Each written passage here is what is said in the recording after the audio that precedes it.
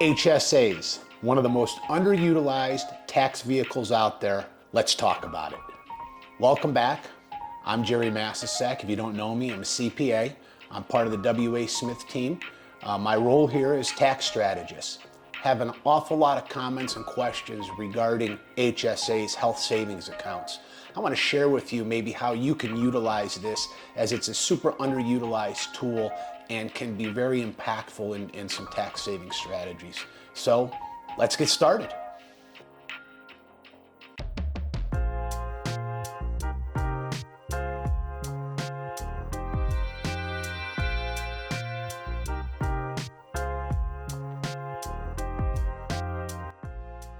All right, so HSAs, health savings accounts. First of all, publication 969, that's the IRS publication, that's going to have a lot of detail. I kind of want to take you through high level here, how you can utilize these for yourself. All right, so first thing you have to make sure of is, am I eligible? Can you do this? Number one, you have to be enrolled in a high deductible health plan. So an HDHP is what they call them. What is that?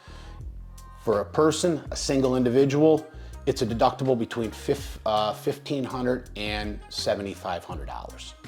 For a family, it's $3,000 to $15,000. So those are your parameters as it relates to what is exactly high deductible. Okay, so that's number one. Number two, you cannot be in Medicare, so 65 or under. So if you're not 65 or under, you cannot contribute. So over 65, you're out of luck. The third thing is you cannot be a dependent on somebody else's tax return, okay? So you have to hit those three things first and foremost. So let's say you're eligible. Now the question is, hey, what is an HSA? HSA is a tax advantaged savings account that can be used for qualified medical expenses. Qualified medical expenses are, there's a lot of them, co-pays, prescriptions, eyeglasses, dental work. There's even more than that. They've expanded the list. Most of it's not health premiums though. So healthcare premiums are not considered a qualified expense that you can use an HSA for. So an HSA is individually owned. So even if you have an employer and you have an HSA through an employer, it's individually owned.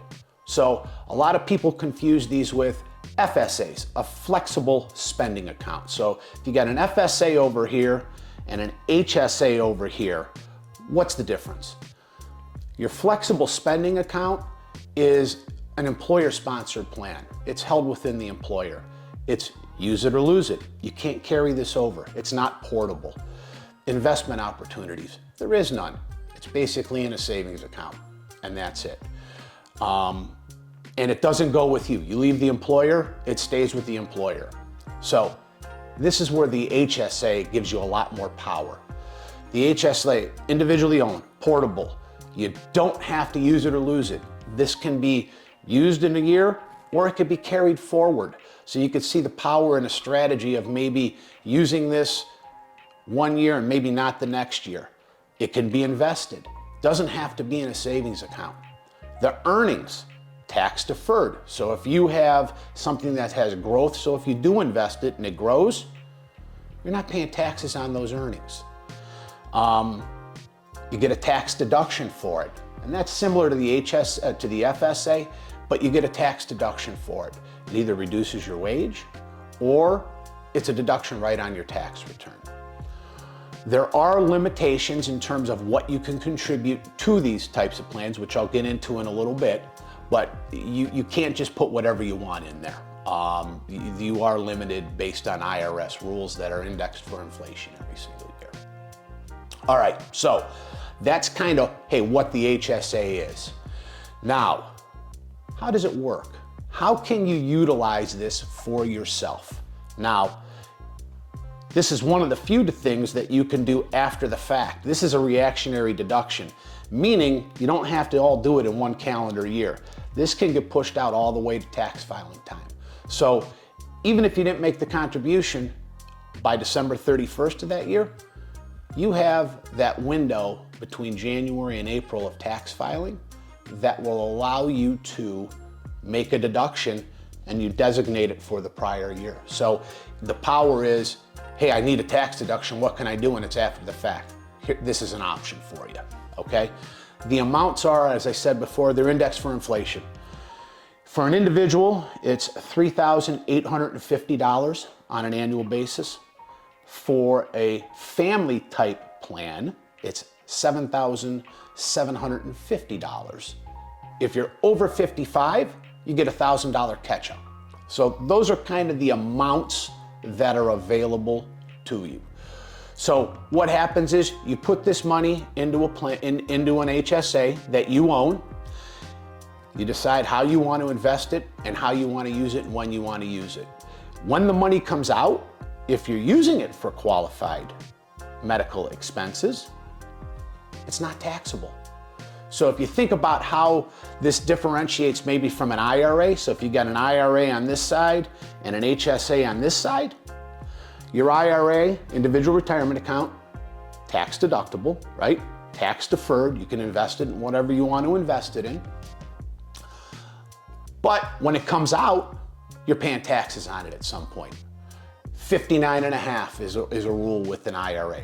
So the power of the HSA is it works a lot like an IRA. It's a tax deduction, earnings tax deferred, and when they come out, if they're used for qualified medical expenses, tax exempt.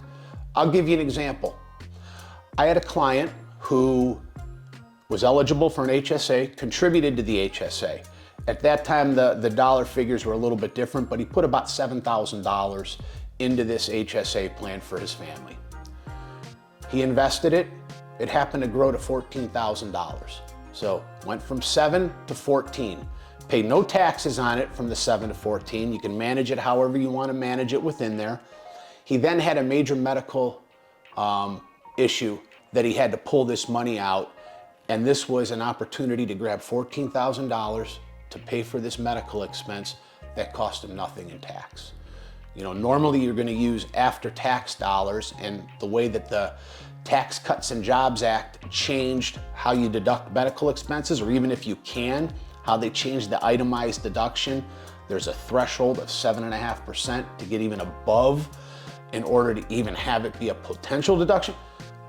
This way, the HSA is a way that you can make a deduction right now for medical expenses either today or in the future. And when this comes out, a lot like a Roth IRA, it comes out totally tax-free.